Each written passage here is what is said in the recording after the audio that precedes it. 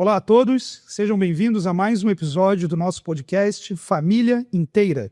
Nas últimas semanas nós tivemos a oportunidade de explorar alguns dos papéis dentro do casamento, responsabilidades, muito daquilo que Deus apresenta na sua palavra para que a sua família caminhe na direção do propósito e da intenção de Deus.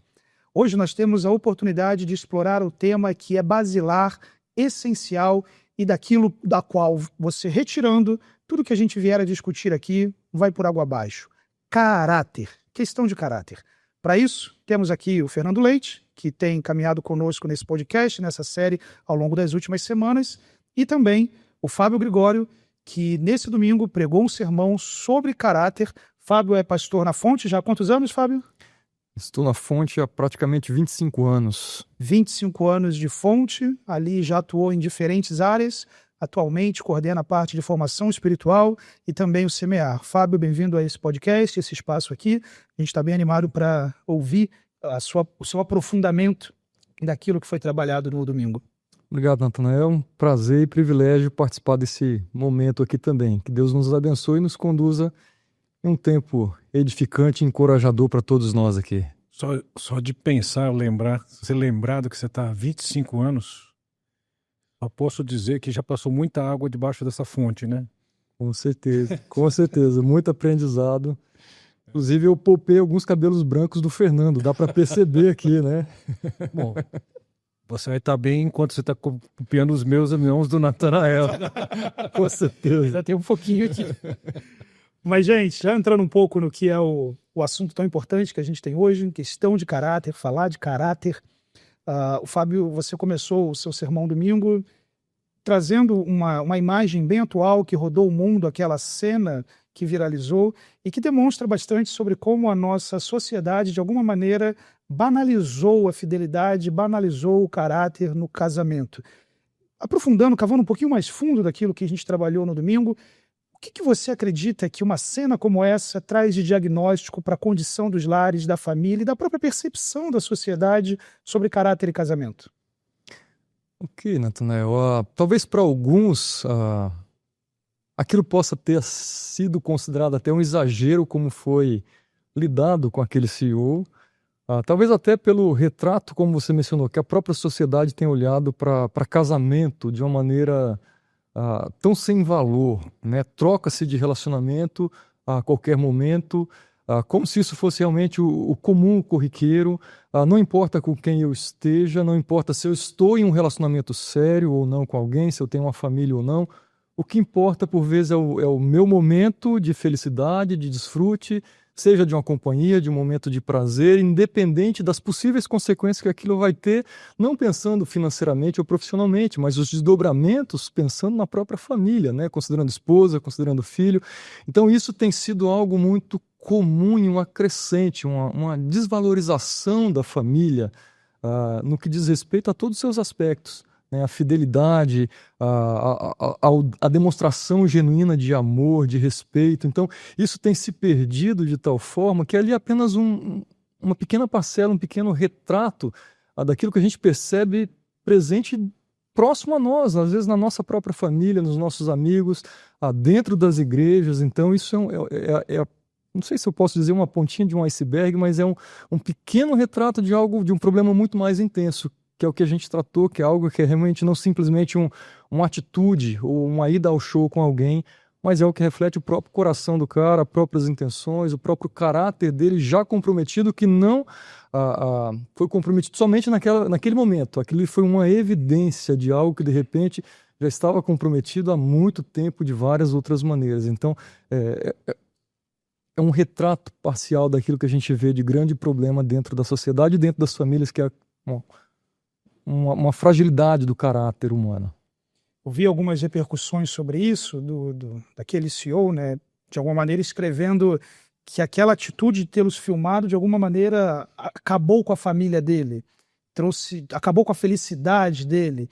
E é interessante essa percepção de que o problema é a câmera, né? Sim, o problema é ter vindo à tona, e não o fato de que a família já estava, de alguma maneira, acabada em função desse mau caratismo. Não sei, Fernando ou Fábio, mas como que essa tensão justamente entre a manifestação pública que a câmera pega e a condição, às vezes, da hipocrisia cultivada no secreto, essa tensão entre caráter que acontece independentemente de estar nas frentes das câmeras ou não, e justamente a questão de quando realmente as coisas vêm à tona, agora minha felicidade acabou, agora as coisas realmente aconteceram. Na sua experiência, talvez, Fernando, como é que você vê essa tensão, essa relação? Acho que a gente volta àquela máxima, né? A culpa é minha, eu coloco em quem eu quero. Uhum. Então, se ao invés de eu lidar com a minha verdade, que precisa ser tratada, eu consigo jogar para outro a responsabilidade, parece que é um bom caminho. Agora, veja, tanto a verdade quanto a admissão de culpa estão relacionados também a uma questão de caráter. Quando Jesus diz, bem-aventurado o pobre de espírito é aquele indivíduo que se reconhece desqualificado diante de Deus.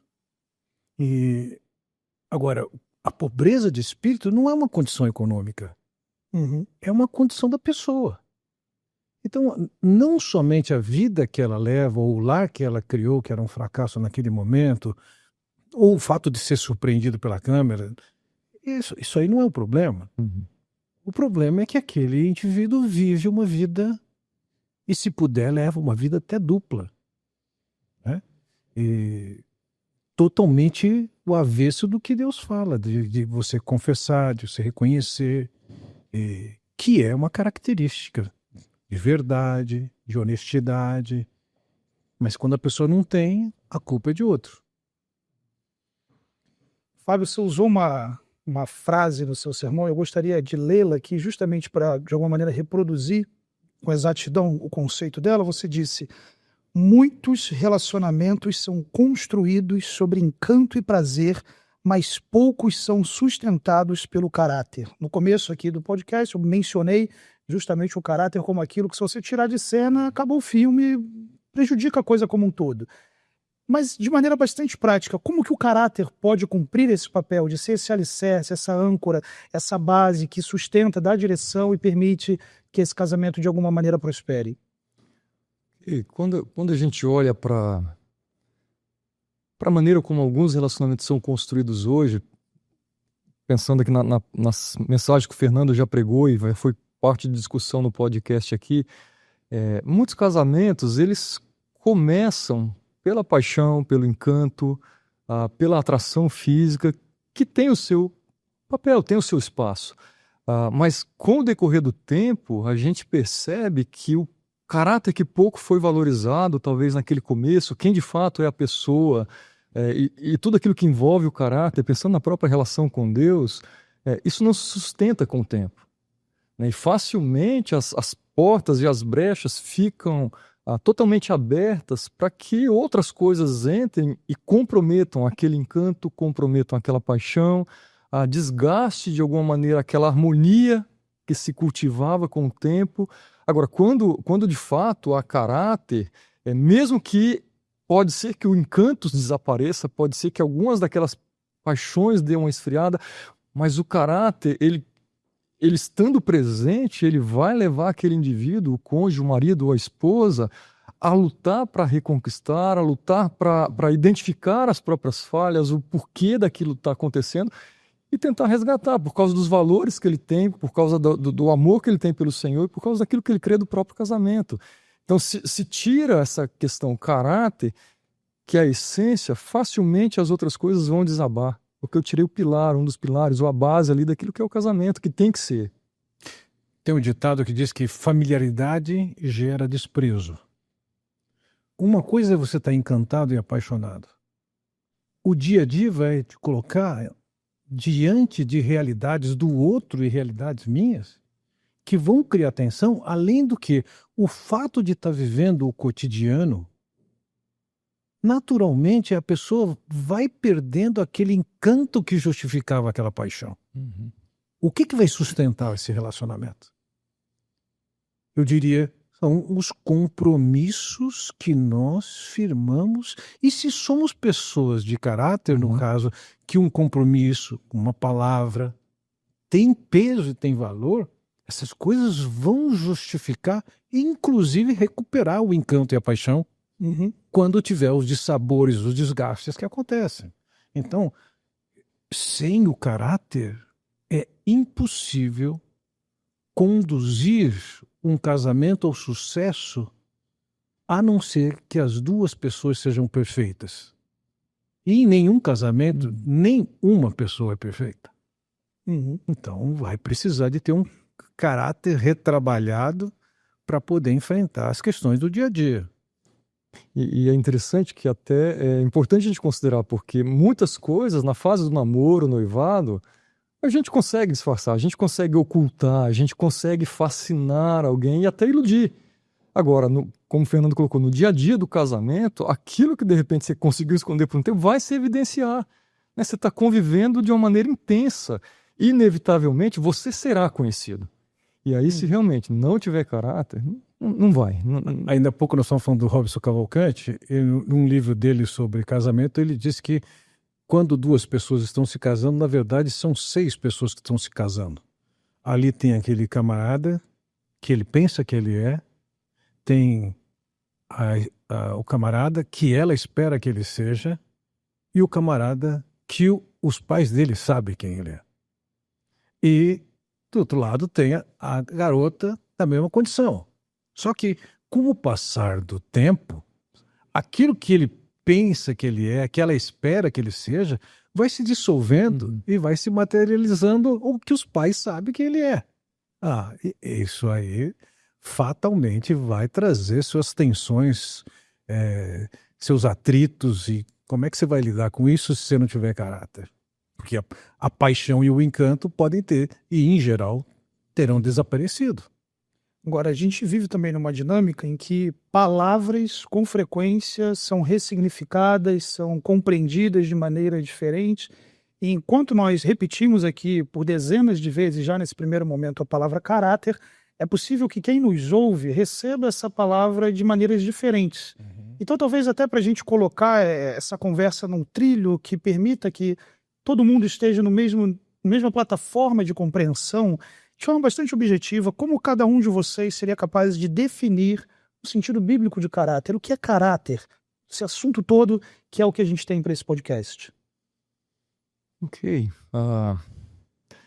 Talvez pensando no próprio desenvolvimento da proposta do sermão e as figuras que foram usadas ali para o exemplo da vida de Jó, acho que ali tem um pouquinho desse retrato do que eu vejo como a definição do caráter. O caráter não é somente uma conduta correta. O cara que um cara que é mau caráter, ele pode ter alguma conduta aprovada pelas pessoas, ele pode fazer alguma coisa boa, ele pode ter um ato honesto, mas o caráter, ele é algo mais completo, ele envolve não somente uma ação, mas ele envolve algo que nós somos, que é a nossa própria essência, que é o nosso próprio coração. E quando a gente fala de palavra de Deus, de Escritura, o nosso caráter está diretamente também relacionado com a nossa vida com Deus. Porque se eu colocar somente meu coração e uma prática interessante, ok, muitos homens também terão. Mas se eu tiro a parte de presença de Deus, isso também perde valor. Então, quando eu olho para um caráter dentro do padrão bíblico e sendo aprovado por Deus, Deus está ali também no centro. Então, está muito relacionado com essas 3 ideias, como eu mencionei ali, talvez a minha identidade, quem eu sou, quem foi construído ao longo do tempo, que envolve a minha cultura, a minha história, aquilo que meus pais passaram, aquilo que eu aprendi, aquilo que eu errei, que eu pude corrigir. Envolve as minhas ações constantes, mas envolve de uma maneira direta e especial a minha relação com Deus, a maneira como eu vejo quem é Deus, a maneira como eu me relaciono com Ele, num ato de sujeição, de adoração. Então, tudo isso vai definir exatamente o que é o meu caráter. Não é apenas alguém que vai fazer algo bom e correto, é algo mais completo. Pensando que você partiu do texto de Jó, que diz que ele era justo e reto. E aí, pegando a sua ideia que você usa, qual é o trilho? Acho que a ideia de justo e reto, eles são um trilho que está sendo traçado pelo temor a Deus. O que Deus diz que é justo? O que Deus diz que é correto? Então, vai além de simplesmente fazer, claramente vai ter atitudes, vai ter um coração, sentimentos, tudo isso. No caso, o caráter é alguém que já tem sido moldado internamente por Deus para ter uma vida e conduta conforme o que Deus diz que é certo, que é justo, que é correto. Então, na medida em que eu levo esse Deus a sério, o temor a Deus, e passo a considerar que na minha vida, as minhas atitudes, as minhas falas, os meus tratamentos vão ser pautados pelo que Deus está falando. Esse é o trilho, esse é o justo, esse é o reto, essa é a pessoa de caráter. E é interessante a gente pensar também que a ideia de um caráter aprovado não é uma ideia de perfeição. Não. A pessoa de caráter, ele também vai errar. A pessoa que é temente a Deus, ele também está sujeito a errar. Mas a maneira como ele trata com o erro também revela o seu caráter, né? Voltando ao exemplo que você falou, o Fernando já comentou em cima. O cara faz o que é errado, ele é flagrado, ou isso se torna evidente, e ao invés de realmente assumir, ele vai justificar, ele vai jogar a culpa em outro, ele vai transferir. Então isso revela cada vez mais o nosso caráter. Mas o traço do caráter de alguém que é temente ao Senhor, ele está sujeito a falhas, faz parte da nossa própria humanidade e pecaminosidade. Mas a maneira como eu lido com as minhas falhas também evidencia muito daquilo que eu sou, né, e do tipo de relacionamento que eu tenho estabelecido com Deus. Isso se evidencia de uma maneira muito forte nos relacionamentos. É muito fácil quando eu faço uma coisa errada e sou confrontado, não só pela esposa, às vezes até pelo filho. A tendência é já me armar e tentar me defender de alguma maneira. Mas aí, se existe de fato um caráter, eu posso até tentar e ser levado a isso, mas no mínimo eu vou pensar, poder refletir, lembrar daquilo que o Senhor falou e eu vou considerar. Eu vou refrear, não vou me defender e nem vou atacar, menos ainda. Você me fez lembrar de um caso que eu recebi, não fui eu que fui atrás, eu recebi alguém que veio trazendo uma situação amorosa que ele tinha e para mim ficou bastante evidente que aquela relação ela estava sendo muito pautada por imoralidade, embora em nenhum momento tenha se dito isso. E eu falei, olha, eu olhando para aquilo que você está me falando, isso me traz sinais que apontam para o fato que você está vivendo uma vida marcada pela imoralidade. Você está? Perguntei para ele. Ele falou, de jeito nenhum. E eu disse para ele, se esse é seu pensamento e isso é verdade, acabou a conversa aqui. Se você está mentindo para mim, a nossa conversa acabou, mas você vai ter um problema com Deus. Porque além de você estar vivendo uma imoralidade que Deus fala sobre consequências amargas na sua vida, a sua mentira também. Vai ser, não, assim, eu estou limpo no assunto. E menos de 2 horas depois, ele me telefona e fala, eu preciso de admitir. Eu menti para você, eu tenho essa culpa. Ou seja, ali estava alguém errado, né? Tinha uma conduta que em dado momento refletiu e resolveu ser honesto e chamar de pecado o que era pecado. Então, de alguma maneira, havia um sinal de um caráter positivo. Ouvindo as respostas de vocês, eu não pude deixar de lembrar do Salmo 15, que é um salmo que demonstra com bastante propriedade isso e, de alguma maneira, apresenta um escalonamento que eu acho bem interessante, né? Um salmo curtinho que a gente pode ler aqui. O salmista diz, Davi diz, Senhor, quem habitará no teu santuário, quem poderá morar no teu santo monte? Então, o primeiro nível de conversa aqui é aquilo que vocês têm mencionado, de que não é só conduta, né? É comunhão com Deus. A ideia aqui não é quem vai para o céu, né? Mas quem que vai estar ali onde Deus está, né? No monte, ou quem vai estar onde Deus efetivamente habita. E aí sim ele traz uma série de atitudes, né?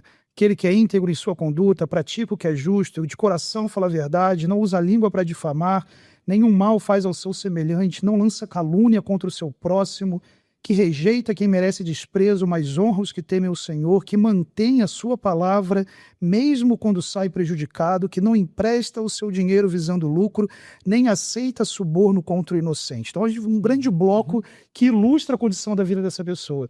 Mas aí o Salmo termina de um jeito que eu acho muito interessante. Porque qual foi a pergunta no versículo 1? Quem habitará no monte? Mas a resposta do Salmo não é o nome da pessoa que habitará no monte, mas sim quem assim procede nunca será abalado. Como se a pergunta fosse, quem não será abalado? Então parece que de alguma maneira há essa relação entre comunhão com Deus, Uhum. vida íntegra e resultados práticos. Penso, se a gente aplicasse isso aqui, por exemplo, um casamento que não é abalado, Sim. um casamento que caminha em integridade diante de Deus, que de alguma maneira desfruta desse caráter. Acho que seria mais ou menos por aí, né? Acredito que sim. E lembrando de um dos versículos que eu li também, que fala da ideia de que aquele que anda em uma vida íntegra, ele não tem medo de ser descoberto, que é o sentido da palavra também, integridade. Ele anda em tranquilidade, segurança. Porque a palavra, a ideia do íntegro é alguém que é inteiro, que não vive uma vida dupla e que ele não vive ali com receio de que alguém pegue alguma atitude, algum padrão de conduta que possa reprová-lo ou comprometer algo em sua vida, né? Então, acho que traz um pouco esse retrato aí também, né? Eu vivo uma vida de tranquilidade, em paz, primeiro com Deus e também com aquilo que eu vivo no meu dia a dia, né? Interessante, a gente explorou bastante aqui um pouco dessa questão da autenticidade, da identidade, né? No sermão, quando você falou de Jó, você falou de identidade, conduta e relacionamento. Uhum. E acho que esse bloco, inclusive, de identidade, a gente explorou bem nesse primeiro aspecto. Em alguns momentos a gente falou, não é só conduta, Uhum. o que significa dizer que também é. Então, de que maneira o caráter se traduz em ações práticas no casamento, e isso pode determinar que a conduta de alguém é uma conduta de justiça, de integridade, que tem cooperado para que esse casamento caminhe na direção do propósito, da intenção que Deus tem. Como que você enxerga isso, Fábio? Ok, vamos lá. Mais uma vez, lembrando dos dois termos que aparecem ali, né? O íntegro e aquele que é reto, que é justo. Então, o íntegro vai falar realmente de quem eu sou, meu coração ali. E o reto é exatamente a figura daquele que vai andar em retidão. Agora, isso dentro do meu relacionamento vai representar a maneira como, vamos lá, eu trato a minha esposa, né? Se eu demonstro afeto genuíno, se eu sou verdadeiro naquilo que eu falo, se eu sou transparente com as nossas finanças dentro de casa, se os meus filhos me reconhecem dentro de casa ou quando eu estou lá fora com os meus amigos e ele percebe a minha relação com eles, se eles veem o mesmo pai presente em casa ou vê um pai diferente conversando com os outros, eles falam, puxa, eu queria esse pai dentro de casa. Então isso também vai se refletir. Quem eu sou, a minha conduta está sendo coerente com aquilo que eu digo ser, né, com aquela identidade que eu defendo ter. Então a minha conduta ela tem que ser totalmente compatível, né? Não adianta eu falar que eu sou amoroso, não adianta eu falar que eu sou infiel e eu estou tendo conversas inapropriadas com outras mulheres em outros ambientes. É totalmente incompatível. Então isso vai ser percebido talvez dessas maneiras, dentre várias outras questões práticas poderiam ser colocadas aqui. Acredito que o Fernando pode enriquecer bastante também com a própria experiência prática de conduzir situações e casos aí de... Acho que todos nós já tivemos diante de situações em que você deu uma mancada Uhum. e isso trouxe suas consequências. E talvez no ambiente do relacionamento, a esposa está questionando ou está acusando você disso. Como é que você lida com isso? É possível que você negue, Uhum. sendo que aquilo seja verdade? É possível que você manipule para deixar de falar qual é a verdade?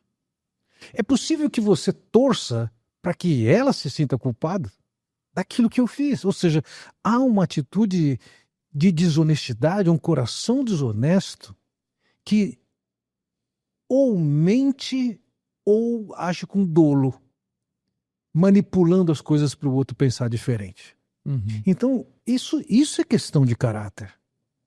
Imagine um relacionamento em que a pessoa sabe que você errou, mas você nega.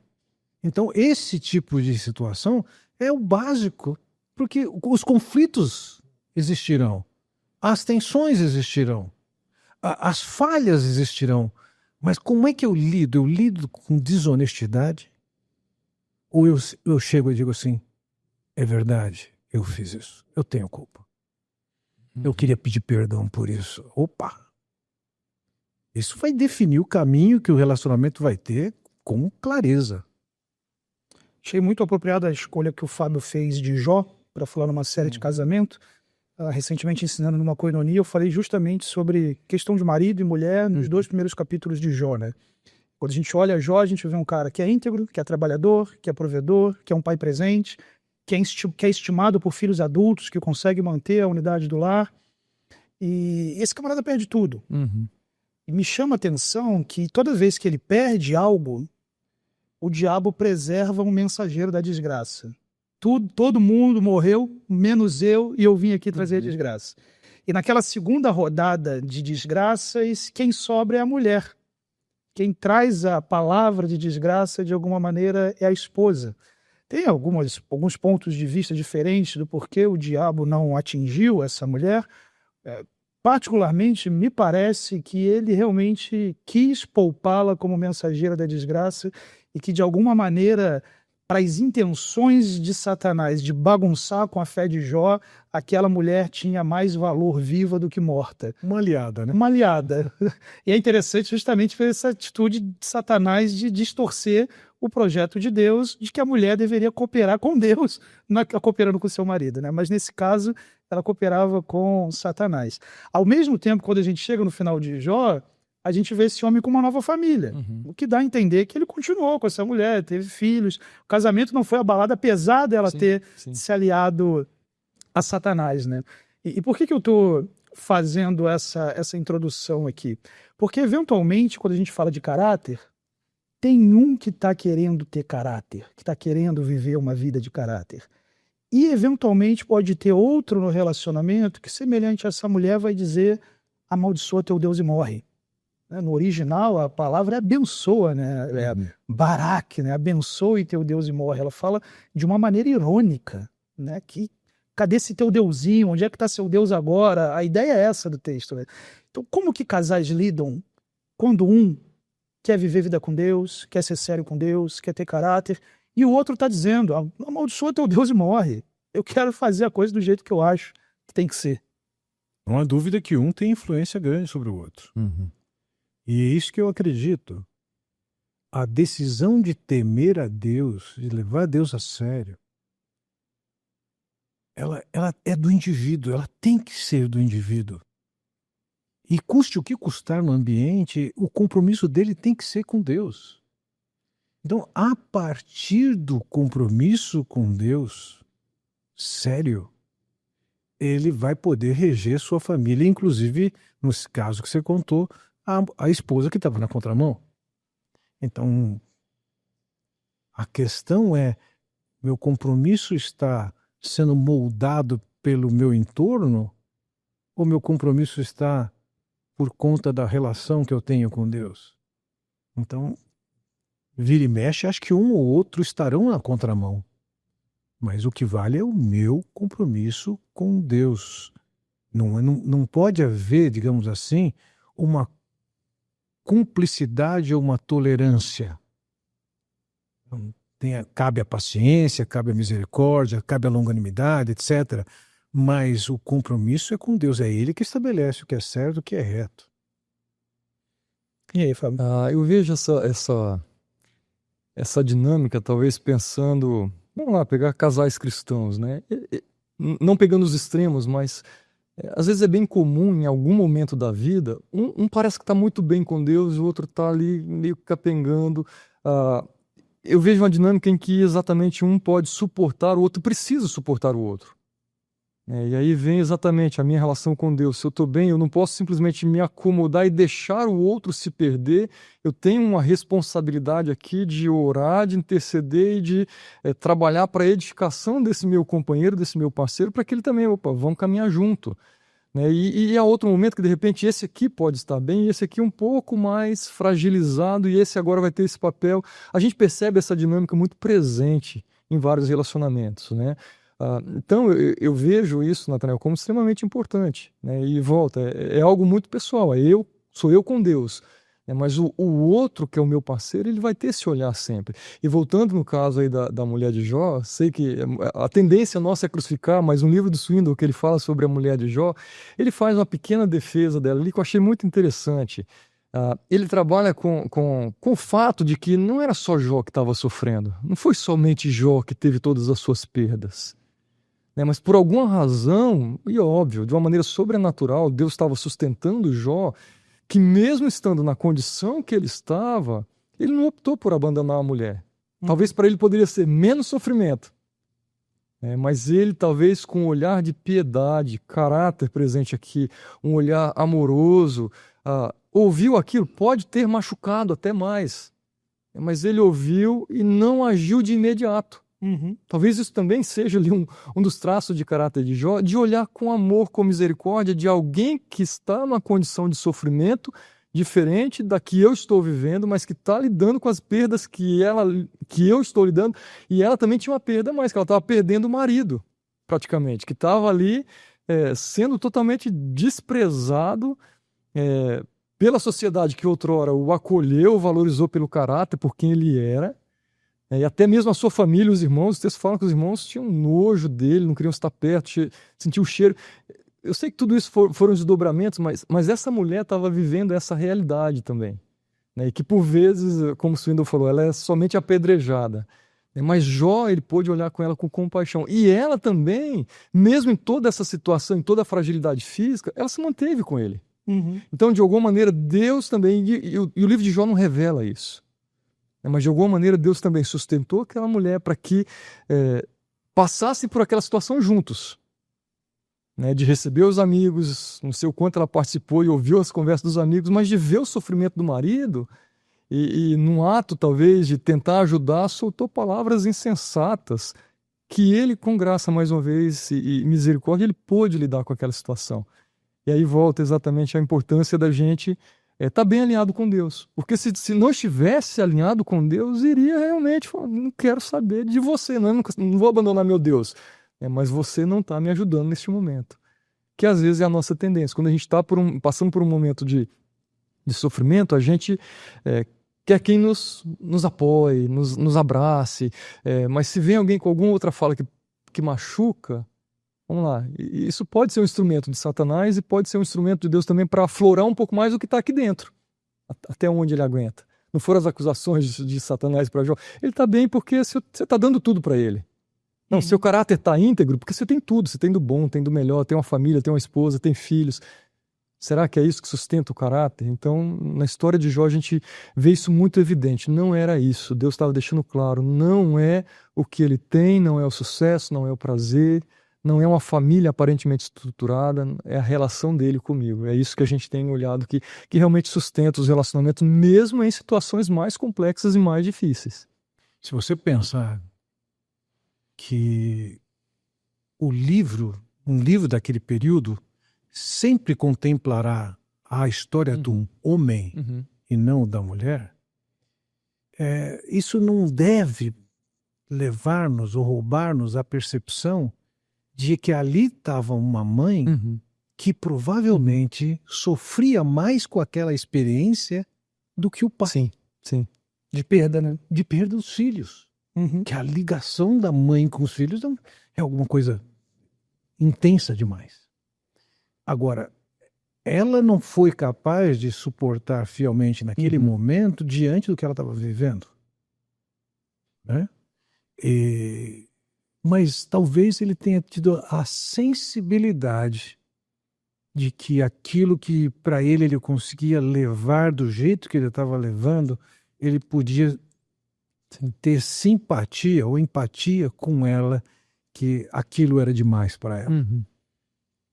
É interessante que essa é a atitude que ele tem em todos os casos, né? Acho que a gente poderia dizer, Jó não mata o mensageiro. Sim. Né? Todo mundo que sobrou, ele poderia dizer, né? Cara, mas você tinha que ter protegido meus filhos. E só você sobrou, você está macumunado. Você tinha que ter protegido meu gado. Só você sobrou, você está macumunado. Então, ele não mata o mensageiro, ele recebe a mensagem e transforma isso de alguma maneira em oração, em adoração. E quando é a vez da esposa, de alguma maneira, ser, entre aspas, a que sobrou e trazer a mensagem da desgraça, ele não retruca de maneira grossa ou coisa assim. Na verdade, o que ele fala não é nem diante dela, né? Ele fala diante de Deus, né? O Senhor deu, o Senhor tomou, bendito seja o nome do Senhor. Então, é claro que é algo difícil de se fazer. Quando a gente se vê na situação, como o Fábio mencionou aqui, de estar frágil, necessitando de amparo, e ao invés disso você ganha uma bordoada, a atitude do coração caído é de justiça própria. É de alguma maneira se voltar contra aquilo, é dizer, você está louca, mulher? Eu já perdi meus filhos, meu emprego, tudo, e eu ainda tenho que te ouvir em casa. Mas a atitude dele é dócil, é gentil, e eu chegaria a dizer, destoa do comum na atitude de homens, digamos assim. Absolutamente. E é interessante que essa ideia, ela aparece inclusive com relação com os amigos, né? Que foram para consolá-lo, inicialmente com um propósito bom, correto, conseguiram por um tempo, mas com todos os ataques que eles fizeram, e ofensas até mesmo, ao final da história, de alguma maneira, Deus envolve Jó. Havia uma punição, uma possível disciplina para aqueles amigos, e Deus fala, olha, é Jó que vai interceder por vocês. E ele, mais uma vez, graciosamente, intercede, ou seja, o traço do caráter correto, do caráter íntegro, ele vai lutar muitas vezes com o desejo de dar o que o outro, teoricamente, merece. Sim. Não, eu vou dar aquilo que ele não merece. Seria o momento dele falar, eu não falei, né? Exatamente. Conte essa não para eles verem que eu estava certo, exato, alguma coisa assim. Exato. Né? Então isso também é o traço do caráter. Às vezes, dentro do nosso relacionamento, a esposa pode fazer algumas coisas que nos magoam, que nos ofendem, que nos deixam insatisfeitos. Mas o caráter aprovado não vai retribuir com a mesma moeda, não vai pagar o mal com o mal. Ele vai lembrar, não, pague o mal com o bem. Né? Quando a gente está vivendo uma experiência de tensão, vamos imaginar que isso seja no ambiente profissional. Não é raro você chegar em casa e trazer essas tensões que podem se manifestar em forma de silêncio, mas também pode se manifestar em irritação, e de repente você grita com seu filho, arranja um problema com a mulher, chuta o cachorro. Isso tudo é possível acontecer. O exemplo de integridade de Jó é o seguinte: ele viveu uma tragédia atrás da outra. Ele ouviu sua esposa falar bobagem. Ele viu seus amigos pessoais falarem bobagem. Ele não foi regido por essas coisas. Exato. O Jó era o que era em qualquer circunstância. No ambiente profissional, no relacionamento com a esposa, com os amigos, em tudo isso. Ele não era regido pelo que o cercava. Ele era regido pelo temor a Deus, e ele lidou com essas circunstâncias de uma maneira absolutamente pacífica, saudável. Eu costumo pensar o seguinte: um indivíduo que não tem caráter, ele vê problema onde não tem.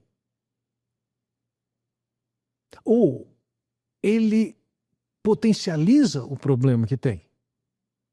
Enquanto o indivíduo que tem um caráter aprovado por Deus, qualificado por Deus, ele não tem a ultrassensibilidade de ver problema onde não tem, mas também diante de problemas reais, ele não o potencializa.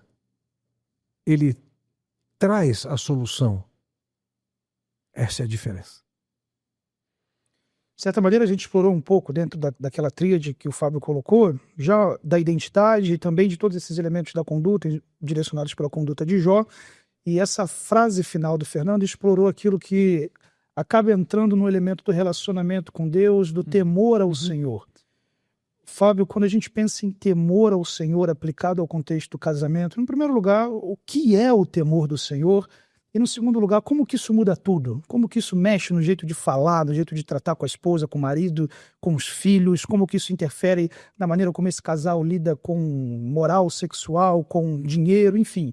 O que é o temor ao Senhor e de questões bastante práticas, como que isso movimenta a vida da família? Quando eu penso em temor ao Senhor, eu tenho que ir além da ideia de estar num ambiente de igreja, de abrir a Bíblia e eventualmente ler, de eventualmente fazer uma oração com ar de piedade. Vai muito além disso. Né? O temor ao Senhor, vamos lá, eu vejo exatamente com essa ideia e de como eu me relaciono, de o quanto eu conheço desse Deus, e à medida que eu vou conhecendo Deus, isso vai mexendo comigo de tal forma que é inevitável, eventualmente, eu ter um certo medo, Mas não é um medo que me afasta, é um medo que me afasta de Deus, me afasta do mal, né? Porque eu não quero desagradar esse Deus.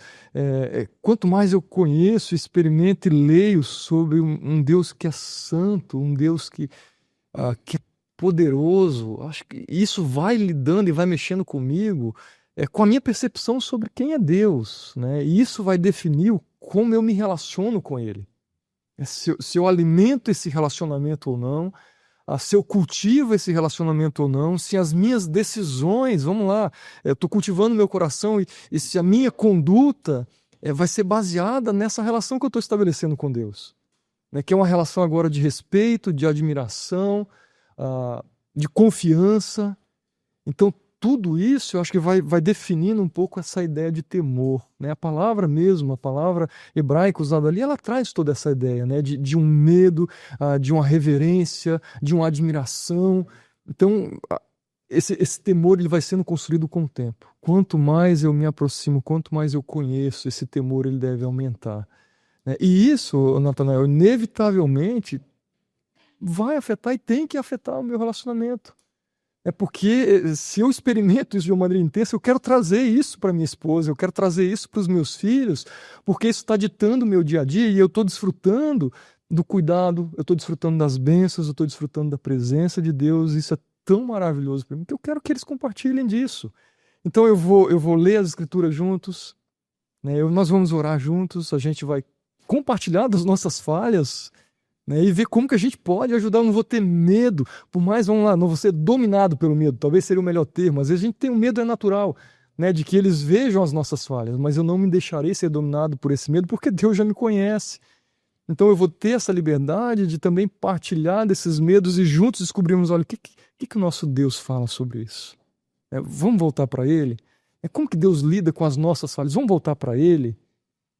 Né, então isso tem que mexer com a nossa estrutura familiar, né? A maneira como eu olho para minha esposa, a maneira como eu me mantenho fiel. Não é porque alguém não é atraente, não é porque não tem oportunidade, não, mas porque a minha fidelidade a Deus e o meu amor a Deus, ele tem que ser superior a isso. É amar como Cristo amou a igreja.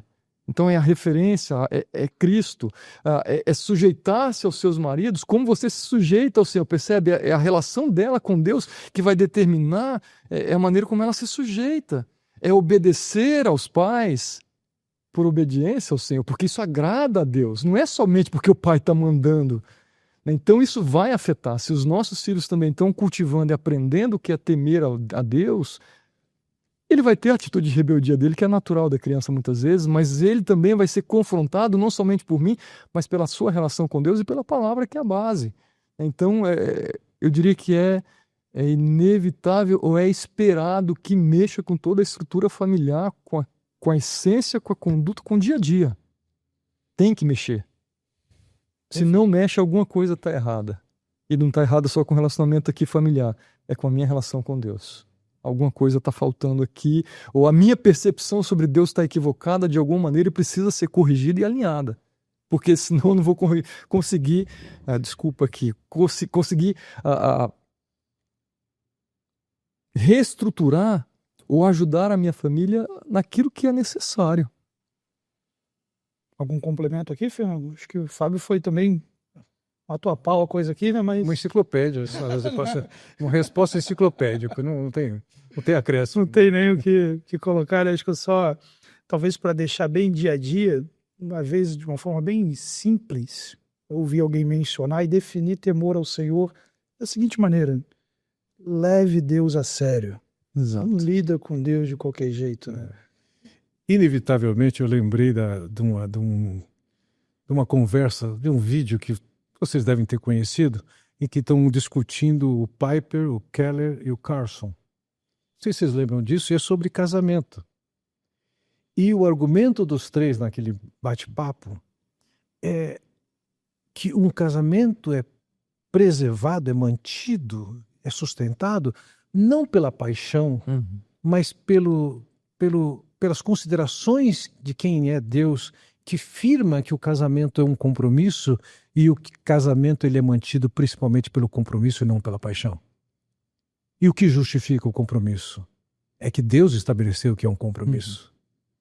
Então eu mantenho meu casamento, invisto no meu casamento, insisto no meu casamento, por causa do meu levar Deus a sério e levo a sério a concepção que ele tem e que estabeleceu para o casamento. Bom, à luz do que a gente conversou aqui, fica bastante claro que transformação verdadeira, ser transformado por Deus, ser alvo da ação de Deus, é algo essencial para, de alguma maneira, desfrutarmos desse caráter e que marido, mulher, filhos possam viver de acordo com a intenção que Deus tem. Seja no exemplo que a gente trabalhou de Jó e sua esposa, ou no geral, parece que é sempre mais fácil apontar que é o outro que precisa de transformação e não eu, que é o outro que precisa mudar. Então, em primeiro lugar, qual é a importância dessa transformação nesse processo que estamos falando aqui de caráter? E por que é tão mais fácil, às vezes, a gente olhar para o outro e não para o próprio coração? Fernando, vai lá. É mais fácil mandar para o outro, né? mandar pro outro, com certeza. É uma boa ilustração. Fica bem claro como a coisa funciona no final da história, né? É sempre mais fácil você deixar o problema para o outro resolver. É sempre mais fácil. É sempre mais fácil você entender que o problema não é você. Isso pode não ser verdadeiro. Aliás, se eu acho que é mais fácil que o outro assuma a culpa que é minha, isso não vai levar à solução. Esse é o caminho mais difícil. Ele parece ser mais fácil. Então, vamos lá. Existem compromissos que qualquer ser humano pode assumir com a verdade, com o que é justo. Vamos lá. Nós somos um povo que tem a reputação de ser mentiroso. Nós somos um povo que tem a reputação de ser ladrão. Ou seja, se um caminhão tomba na pista, não é raro a gente ouvir histórias de população indo lá saquear a carga. Enquanto que existem povos que, ainda que doam, eles falam a verdade. Existem povos que você pode esquecer o seu iPad dentro do metrô, que não vai ser roubado. Então, há valores que nós mesmos podemos nos moldar. É mais difícil, lógico, num ambiente cultural como o brasileiro, que, nesses aspectos em que eu mencionei, ele pode efetivamente, muito mais facilmente, assumir aquela conduta. Por outro lado, é possível que alguém chegue a essa conclusão: não é certo. Eu não quero que faça para mim algumas coisas e, consequentemente, eu não vou fazer para os outros. Esse pensamento, antes de ser apresentado pelo Senhor Jesus Cristo, já era um pensamento comum na sociedade. Vários foram os que fizeram algum tipo de discurso como esse. Então existe um elemento de moralidade do que é certo e o que é errado em certas sociedades e algumas corrupções mais caracterizadas aqui e acolá. Agora, na medida em que eu me comprometo de que eu tenho que corrigir, e lógico, diante de Deus eu não consigo me corrigir, que meus pecados são muito maiores e muito mais profundos. Vou precisar da graça, do perdão de Deus, mesmo porque aquilo que eu fiz ontem está contabilizado como meu pecado. É o Senhor Cristo, Jesus Cristo, que nos salvou e nos insere num programa de nos tornar semelhantes a Ele. Cada dia mais sendo aperfeiçoado por Ele. Então, eu preciso de me livrar do engano de que é mais fácil eu jogar a responsabilidade para o outro e eu viver as minhas experiências, que podem estar num nível diferente do outro. O Jó, aparentemente, estava numa condição diferente da esposa dele. Uhum. Ele não polarizou em cima do fato de que ela precisava ser transformada. Ele era o cara que andava corretamente, da maneira como ele tratou, não só com a tragédia, mas também com a sua esposa, com seus amigos que o acusavam injustamente, né? Então, eu sempre tenho o desafio de ser o melhor, de ser mais semelhante ao Senhor em quaisquer circunstâncias. Então, talvez um aspecto também que esteja presente, Natanael, e mais uma vez vai evidenciar o caráter, é mais fácil esperar que o outro mude, porque a gente às vezes tem o problema do caráter ali, a questão do próprio orgulho. já conversamos um pouco aqui, né? Eu não admito a minha necessidade de mudança. É mais fácil eu fazer uma lista das falhas do outro e apontar todas as soluções e o que ele ou ela precisa fazer para mudar. Mas muitas vezes eu sou incapaz de admitir as minhas falhas, né? E nem sempre estou disposto, mesmo quando elas são percebidas, nem sempre eu estou disposto a ser trabalhado, né? Porque isso vai mexer com o meu conforto, isso vai mexer com o meu prazer. Então, é a marca do egoísmo, é a marca do orgulho. E aí, mais uma vez, evidencia uma falha de caráter que precisa ser trabalhada. Então, quando de fato eu estou mais sensível para Deus trabalhar na minha vida, opa, eu também posso ser um instrumento melhor lapidado para trabalhar na vida do outro. Porque a maneira como eu vou chegar para ajudar alguém ou para confrontar, eu vou fazer isso também debaixo do temor, né? Então, olhando por esse prisma, às vezes a facilidade de passar para o outro é uma defesa pessoal, é uma falha de caráter que precisa ser trabalhada ali também, porque é mais fácil apontar o dedo, transferir a culpa, a responsabilidade, ou simplesmente achar a falha do outro. E às vezes a gente é expert nisso em qualquer situação. A gente identifica as listas de falhas dos outros facilmente, mas as nossas, e mais uma vez, é graça de Deus e a disposição de deixar Deus mexer com a gente. E além da ideia de ele precisa ser transformado, ela precisa ser transformada, eu preciso, você precisa, parece que existe também uma camada no casamento que é o do nós estamos sendo transformados. E de alguma maneira, como a gente já conversou aqui, esse marido na condição de um líder que ama, que serve o seu lar, essa esposa na condição do exército, que salva, que socorre, que promove edificação. Parece que existe uma dimensão em que marido e mulher juntos cooperam para que o lar seja um ambiente de mútua transformação e que, de alguma maneira, essa transformação coopere, inclusive, com os frutos desse casamento, com os filhos. Como que essa dinâmica poderia acontecer, talvez, e de maneira bem prática, para que o pessoal que está assistindo aqui possa, de alguma maneira, discernir que eles estão cooperando com a transformação mútua no contexto do lar e o que eles podem fazer efetivamente, que atitudes podem adotar para cooperar com o processo de transformação um do outro. E, mais uma vez, eu estou me lembrando aqui de Deuteronômio capítulo 6, que é uma orientação clara ali, que o desdobramento vai ser fruto da maneira como eu cultivo a minha relação com Deus, né? Primeiro, a orientação é: amarás o Senhor teu Deus. É pessoal, eu vou amar, eu vou cultivar esse amor. E depois ele vem falando de várias coisas práticas que vão ser úteis para aquele núcleo familiar. Olha, essas ordens, essas orientações, essas instruções que vocês estão recebendo, vocês vão praticar e vocês vão ensinar. Vocês vão falar sobre elas sentado, andando, onde você estiver. Então, esse cultivo de caráter da minha relação com Deus, eu cultivo e eu e minha esposa cultivamos, isso a gente vai poder partilhar dentro do nosso lar, né? E isso vai fazer a diferença. E, mais uma vez, à medida que eu cultivo e a minha esposa me vê cultivando, vamos pegar exemplo prático, né? À medida que eu vejo a Paty orando em casa, eu sou estimulado, falo, puxa, como que está a minha vida de oração?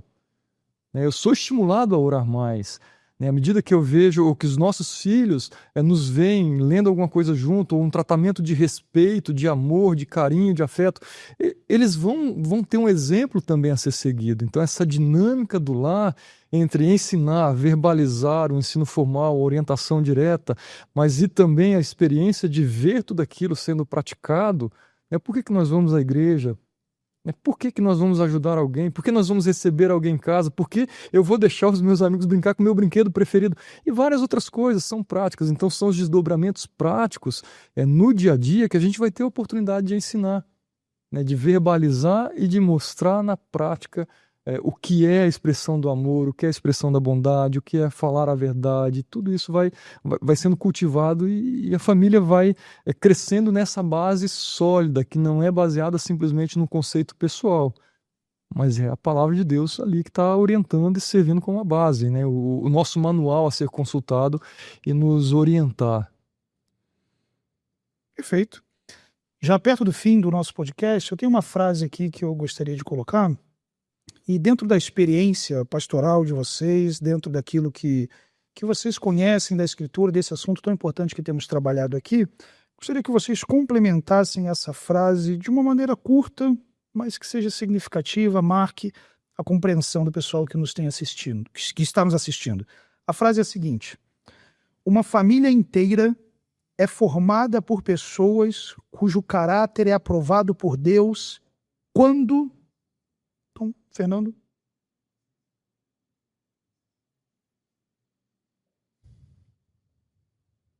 Eu diria que quando cada uma das partes conhece suas imperfeições, se aproxima de Deus, que é o perdoador, o agraciador e aquele que transforma a vida de cada um. Uma família inteira é formada por pessoas cujo caráter é aprovado por Deus quando... Não tenho como ir numa linha diferente do Fernando, mas eu acrescentaria quando, mais uma vez, cada um mira no Senhor como exemplo de perfeição, aquele que deve ser imitado em toda e qualquer situação.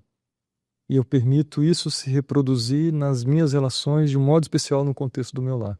O caráter de Cristo sendo refletido na minha vida. Eu imito e vivo em casa. Amém. Nós, como de costume, temos algumas perguntas que foram feitas por pessoas que acompanharam a mensagem, seja no culto de domingo ou mesmo online. Como sempre, obrigado por você que faz essas contribuições, faz essas perguntas, isso sempre enriquece o nosso tempo aqui. Para você que está nos assistindo, não deixe de assistir, de prestar bastante atenção no próximo sermão e fazer as suas perguntas. Isso torna o nosso tempo bastante produtivo.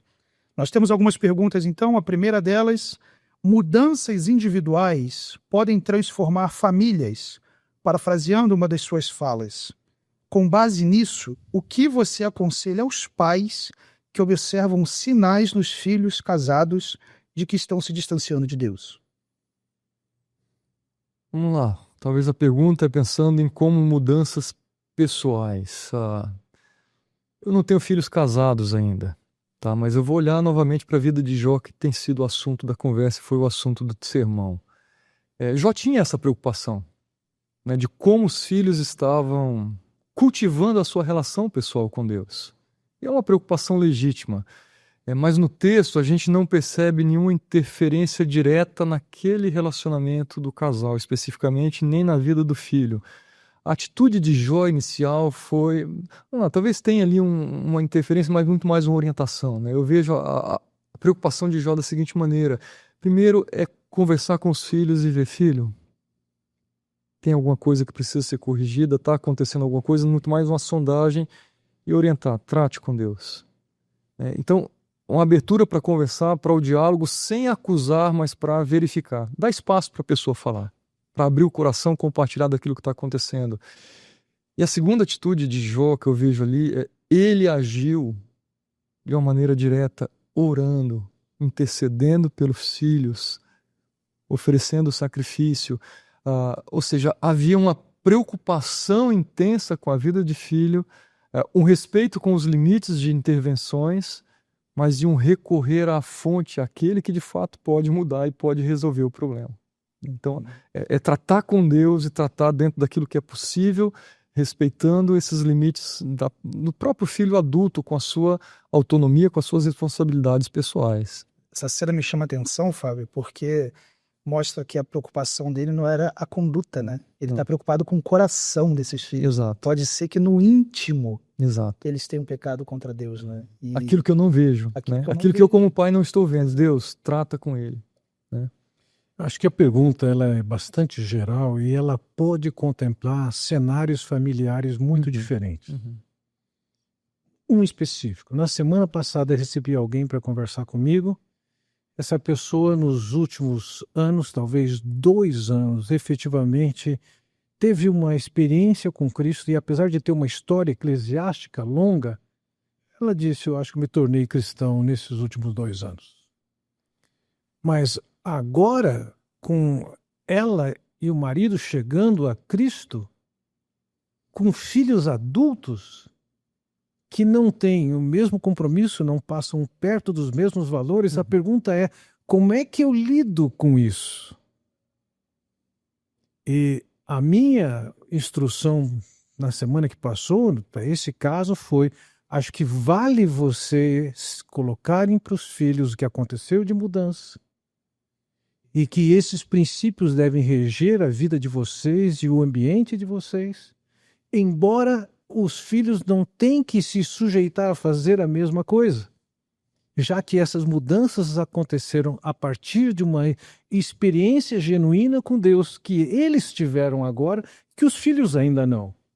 Estimular os filhos a viverem essa experiência com Deus, que poderá afetar os princípios e valores de vida que foram mencionados, mas não tentar adequar seus filhos aos padrões que agora eles, que são cristãos, têm.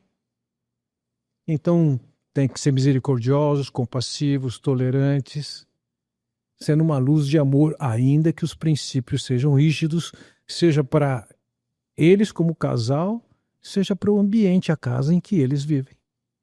Essa fala do Fernando, de certa maneira, se relaciona com a próxima pergunta que foi feita aqui, e eu quero, na verdade, juntar duas perguntas, porque entendo que elas estão, de alguma maneira, relacionadas. Então, a primeira delas é: dá para viver uma vida justa pela nossa força ou precisamos do Evangelho? E complemento com a outra pergunta: como essa proposta de viver vida justa se ajusta com a mensagem do Evangelho, que diz que não há um justo, nenhum sequer? Então, onde o Evangelho entra nessa história? Vou colocar dessa maneira. Bom, não há nenhum justo, nenhum sequer, e isso vale para todo mundo. Claro. Entretanto, não existe um padrão de justiça humano que cumpra com o padrão exigido por Deus. Esse indivíduo, ele só será declarado justo diante de Deus a partir da sua expressão de fé, do seu recebimento de Cristo e tal. Agora, mesmo sem ele ter tido experiência com Cristo, ele pode assumir algumas condutas marcadas por justiça e integridade. Ele pode, por exemplo, não matar. Isso é um princípio das Escrituras. Ele pode não mentir. Ele pode não roubar. E tudo isso é uma bênção para as pessoas com quem ele convive. Então, é possível assimilar alguns traços de justiça? É possível. Não significa que vai diminuir a sua conta negativa com Deus. Mas é possível assumir condutas sábias, prudentes, respeitosas, mesmo sem ter tido a experiência com Cristo. Ela é limitada? Ela é limitada. Uma vez que eu tenho experiência com Cristo, agora tenho um Deus comprometido com que minha vida reproduza dele, e ele dá recursos para que isso aconteça. Então eu posso ser um mentiroso que descubro que preciso mudar esse hábito com o qual eu estou tão acostumado, e é Deus quem vai me ajudar a resistir à tentação de mentir. Então, pode haver mudanças sem efetivamente ter tido a experiência com Cristo? Algumas mudanças pode ter. Mas o pacote todo vem com a experiência com Cristo. Complementa, Fábio, de alguma forma? Não, acho que a resposta do Fernando está bem completa. Ou seja, é possível ter e cultivar alguns traços de caráter, mas o Evangelho vai fazer toda a diferença. As motivações, aquele que nos capacita, faz total diferença. E a última pergunta que foi feita pelo pessoal que assistiu a mensagem foi se falha de caráter é o mesmo que falta de temor a Deus? Como um interfere no outro? Talvez pegando novamente para o fato de que nós somos imperfeitos, incompletos, e nós estamos sujeitos a falhar, não necessariamente, podem me corrigir com certeza se eu falar alguma bobeira aqui, mas não necessariamente um erro e uma falha no caráter, ele é o sinal claro de uma falta de temor a Deus. Mas a maneira como eu trato essa falta de caráter vai ser um reflexo desse temor ou não a Deus. Estou me lembrando aqui exatamente de Davi. Era um cara que é conhecido por ser íntegro, por ser correto, por ter o coração alinhado com o coração de Deus. Em algum momento da sua vida, houve uma falha de caráter tremenda. né, que trouxe uma falha que foi levando a outra, uma sequência de ações e de escolhas que você fala absurdas, inconcebíveis para alguém que teme ao Senhor. Mas por alguma razão, por alguma falha e descuido na sua relação com Deus, que foi, eu imagino que tenha sido com o tempo, está sendo permitido, ele pisou na bola feio. Mas a maneira que ele cultivou a sua relação com Deus também é que o levou a reconhecer e tratar corretamente o seu pecado. Então, o meu temor a Deus não me torna perfeito aqui, mas o meu temor a Deus me faz entender que há um caminho de aperfeiçoamento que Deus quer me conduzir.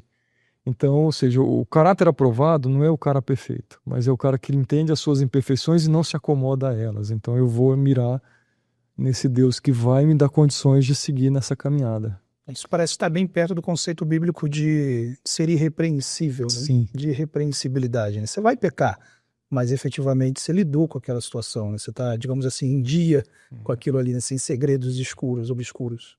Certa ocasião eu estava correndo num parque, eu dava várias voltas no parque, que tinha cerca de 1.700 metros cada volta, e quase terminando a penúltima volta, uma mulher começou a correr do meu lado. Ela estava andando no parque, mas ela começou a correr do meu lado, querendo conversar comigo.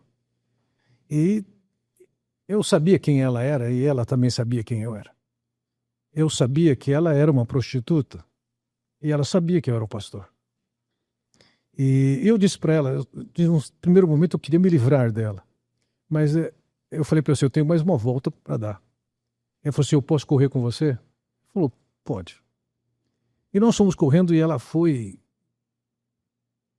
jogando todo o lixo que era a vida dela para fora, conversando comigo. Não havia nenhuma postura de sedução ali. Era uma mulher que estava compartilhando a sua desgraça. Quando nós acabamos a conversa, já estava meio escurinho, ela falou assim, podemos continuar a conversa? Eu falei assim, ai meu Deus, não sei se é adequado. Fiz um scanner, passei um scanner na Bíblia, assim, é proibido ficar conversando com uma mulher nessas condições. Lembrei do Senhor Jesus conversando com a mulher samaritana. Eu falei, não, podemos continuar a conversar. E a seguir eu falei para ela, escuta, podemos continuar essa conversa no meu escritório? E ela, dias depois, foi no meu escritório, ela se converteu a Cristo, eu passei por algumas tarefas para ela, e depois a passei para ser discipulado por uma mulher, mas na semana seguinte ela ainda voltou, e eu tinha convidado ela para vir na igreja, e ela me disse que quando no domingo ela foi buscar um vestido, uma roupa para ir na igreja, ela disse que ela não tinha nenhuma roupa de ir à igreja. Aquilo para mim soou assim, as minhas roupas são marcadas por sensualidade e imoralidade. Como é que ela ganhou esse discernimento? Eu creio que a experiência com Cristo para ela foi tão autêntica e genuína, pelo menos o que me pareceu naquele momento, que até a maneira de ela olhar para o que é uma igreja, a roupa dela mudou. Ela era justa, ela era íntegra, era reta naquele momento, ela era diante de Deus porque ela tinha recebido a Cristo. Uhum. Mas a vida dela tinha e ainda tem muita coisa para ser mudada. Na medida em que eu enxergo mais a Deus e quem Ele é, mais eu enxergo o quanto eu dependo dEle para as mudanças que tem que acontecer na minha vida. Então eu diria que o temor do Senhor é o princípio. Uhum. A partir daí eu tenho uma outra compreensão de mim mesmo, uma compreensão de quem é Deus e o que Ele pode fazer na minha vida. Talvez um elemento que contribua para você que está nos ouvindo, nos assistindo, de alguma maneira seja capaz de identificar no seu próprio coração o que se encontra em desacordo com o caráter de Deus que o Fábio mencionou, com o temor a Deus que o Fernando ressaltou. É um material que foi produzido no contexto da Igreja Batista Fonte, que é o Guia de Confissão. Se você jogar no Google Guia de Confissão, Igreja Batista Fonte, já vai aparecer um link ali. Acesse esse material, faça a proposta que está sendo descrita ali com bastante dedicação. Isso vai ajudar a lançar uma luz e uma reação bíblica apropriada ao que você identificar. Eventualmente você não vai conseguir lidar com isso sozinho no seu quarto. É para isso que a igreja existe, para isso que existem irmãos em Cristo e também pastores. Peça ajuda, a Igreja do Senhor está aqui para caminhar com você, nós, enquanto pastores, estamos aqui também para caminhar com você.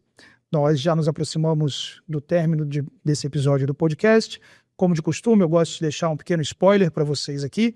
No próximo domingo, na Igreja Batista Fonte, às 9h30 da manhã e às 18 horas, nós teremos o Wagner Fonseca, também pastor na Fonte há muitos anos, ensinando sobre sexualidade, um assunto extremamente importante, cuja distorção é também causa de crises importantes no contexto do lar.